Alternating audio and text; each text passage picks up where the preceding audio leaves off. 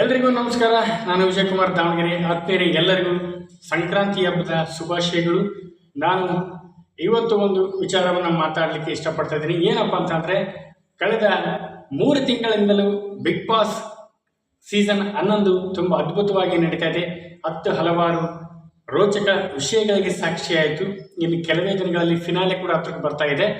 ಈ ಒಂದು ಸಂದರ್ಭದಲ್ಲಿ ಏನಪ್ಪ ಅಂತಂತಂದರೆ, ಸೋಲು ಗೆಲುವಿನ ಲೆಕ್ಕಾಚಾರಗಳು ಪ್ರಾರಂಭವಾಗಿವೆ.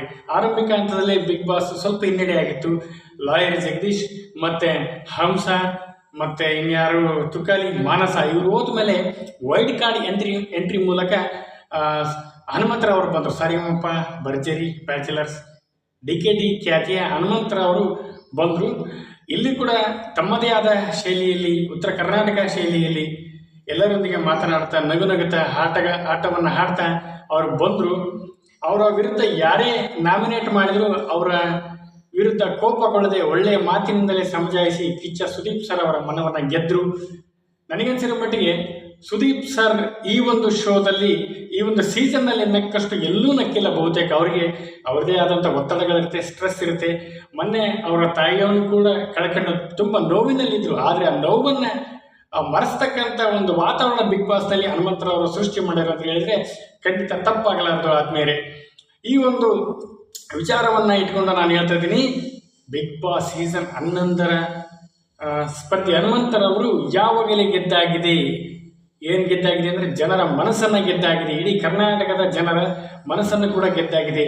ಯಾಕಂದರೆ ಸೌಜನ್ಯಯುತವಾಗಿ ಮಾತನಾಡ್ತಾ, ಭಾಳ ನೀಟಾಗಿ ಆಟ ಆಡ್ತಾ, ಅಲ್ಲಿ ಯಾವುದೇ ಒಂದು ಒತ್ತಡದ ಸಂದರ್ಭ ಕೂಡ ಬಂದರೂ ಅದನ್ನು ಭಾಳ ಸಿಂಪಲ್ಲಾಗಿ, ಸರಳವಾಗಿ ಅದನ್ನು ಕ್ಲಿಯರ್ ಮಾಡಿಕೊಂತ ಒಳ್ಳೆಯ ರೀತಿಯಲ್ಲಿ ಎಲ್ಲರ ಮನವನ್ನು ಗೆದ್ದು ಬಿಗ್ ಬಾಸ್ನಲ್ಲಿ ಕರ್ನಾಟಕದಲ್ಲಿ ಆಲ್ರೆಡಿ ಜನರ ಮನಸ್ಸಿನಲ್ಲಿ ನೆಲೆಸಿದ್ದಾರೆ ಅಂತೇಳಿ ಹನುಮಂತರವರು ಹೇಳ್ಬೋದು. ಅವ್ರ ಮೇಲೆ ಯಾರೇ ನಾಮಿನೇಟ್ ಮಾಡಿದರು, ಯಾರೇ ಅವರು ವಿರುದ್ಧ ಮಾತನಾಡಿದ್ರು, ನೀವು ಆಡ್ತಕ್ಕಂಥ ಆಟ ಕಳಪೆ ಅಂತ ಹೇಳಿದ್ರು ಕೂಡ ಅವರು ಸ್ವಲ್ಪನೂ ಸಿಟ್ಟಾಗ್ತಿರಲಿಲ್ಲ, ಕೋಪಗೊಳ್ತಾ ಇರಲಿಲ್ಲ. ಅಷ್ಟೇ ಸರಳವಾಗಿ ಹನುಮಂತರವರು ಬಿಗ್ ಬಾಸ್ ಸೀಸನ್ 11 ಭಾಳ ವರ್ಣಮಯವಾಗಿ ಖುಷಿಯಿಂದ ಅವರು ಇರಲಿಕ್ಕೆ ಒಂದು ವಾತಾವರಣ ನಿರ್ಮಿಸಿದರು. ಇದರ ಮಧ್ಯೆ ಹಲವಾರು ಚರ್ಚೆಗಳಿದ್ದಾವೆ. ಅಲ್ಲಿ ಸೋಲು ಬೇರೆ, ಅವ್ರು ಗೆಲ್ತಾರೋ ಅಥವಾ ರನ್ನರ್ ಅಪ್ ಆಗ್ತಾರೋ ಅಥವಾ ಥರ್ಡ್ ಪ್ಲೇಸಿಗೆ ಹೋಗ್ತಾರೋ, ಅದು ಅಲ್ಲಿಯ ಒಂದು ಆಟದ ನಿಯಮ, ಜನಗಳ ಓಟಿನ ಆಧಾರದ ಮೇಲೆ ನಿರ್ಧಾರ ಆಗುತ್ತೆ. ಆದರೆ ನಾನು ಹೇಳಕ್ಕೆ ಇಷ್ಟಪಡ್ತೀನಿ, ಹನುಮಂತರವರು ಆಲ್ರೆಡಿ ಗೆದ್ದಾಗಿದೆ. ಹಾವೇರಿಯ ಹೈದ ಚೀಲರ ಬಡ್ಡಿಯ ಹನುಮಂತರವರು ಎಲ್ಲ ರಿಯಾಲಿಟಿ ಶೋಗಳಲ್ಲಿ ತನ್ನದೇ ಆದ ಹೆಸರನ್ನು ಮಾಡ್ಕೊತ ಬಂದರು. ಸಾರಿಗಮಪ, ಭರ್ಜರಿ, ಬ್ಯಾಚುಲರ್ಸ್, DKDಯಲ್ಲಿ ತನ್ನದೇ ಆದ ರೀತಿಯಲ್ಲಿ ಜನಗಳನ್ನು ಆಕರ್ಷಣೆ ಮಾಡ್ಕೊತ ಬಂದರು. ಇದರಲ್ಲಿ ಕೂಡ ತುಂಬ ವಿಶೇಷವಾಗಿದ್ದಾರೆ ಹನುಮಂತರವರು. ಅವರು ಚೆನ್ನಾಗಿ ಗೆಲ್ತಾರೆ, ನನಗನ್ಸಿರೋ ಮಟ್ಟಿಗೆ ಬಹುತೇಕ ಗೆಲ್ತಾರೆ. ಆದರೆ ಆಲ್ರೆಡಿ ಗೆದ್ದಾಗಿದೆ ಅನ್ನೋದನ್ನು ಅವರ ಅಭಿಮಾನಿಗಳು, ಕರ್ನಾಟಕದ ಜನರು ಒಂದು ಅರ್ಥಕೋಬೇಕಾಗಿದೆ.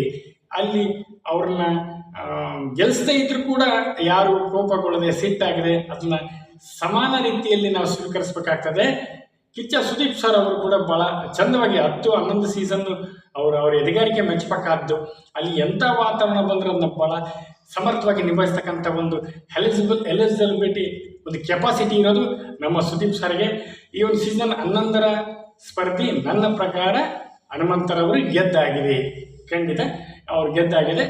ಎಲ್ರಿಗೂ ಶುಭವಾಗಲಿ.